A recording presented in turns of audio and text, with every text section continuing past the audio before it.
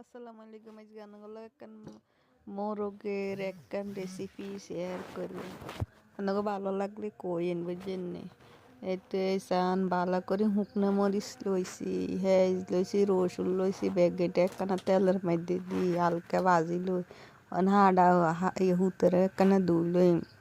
এর দি মোরগ এগিনে একখানা বাড়ি বুড়ি লইম আর কি কুহি ইয়ে মোরগ বাইটটা নয় যে যেগিনি ইয়ে করছি কিনে হালকা হালকা চেঁচি লই পেরে বাইটটা না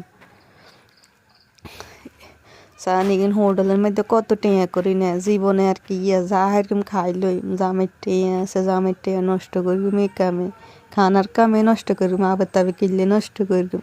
এনে এনে যায় ঘুরি হিরি খানের তুন ঘরে বানাই খাইলে নিজের লাইয়ে লাভ হইব জামাই করে লইয়া খাইতাম এরকম 10 জন লইয়া খাইতাম এরকম বারে যায় শুধু কদ্দুর খাইলে যে দাম খানার এগিন হোসাই নাকি কার করে তো খাবারও জানা